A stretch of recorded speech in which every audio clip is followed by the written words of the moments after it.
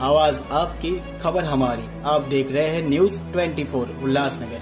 कल्याण उल्लासनगर को जोड़ने वाला शहाड़ फ्लाईओवर पर एक बड़ा होल दिखाई देने से वाहन चालकों में भय का माहौल बन गया है।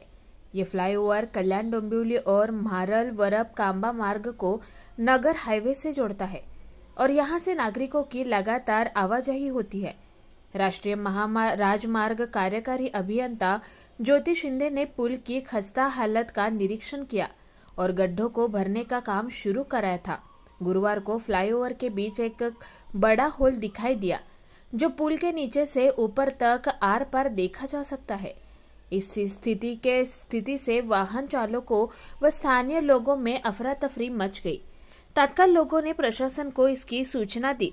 वहीं राष्ट्रीय महामार्ग उपविभाग ने भी वरिष्ठ पुलिस निरीक्षक यातायात उल्लासनगर को पत्र लिखकर यातायात को बंद करने के लिए निर्देशित किया और यातायात विभाग के वरिष्ठ पुलिस निरीक्षक अविनाश भामरे मौके पर पहुंचे और एहतियात के तौर पर वाहनों की आवाजाही को बंद किया गया।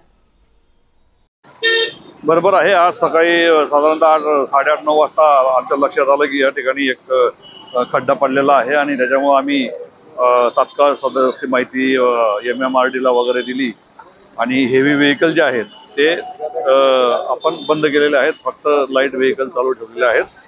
आता इंजिनियर वगैरे येऊन त्यांनी पाहणी केलेली आहे आणि आज ते आता थोड्या वेळाने काम चालू करून 24 तासानंतर ब्रिज चालू होईल एक असा अंदाज आहे।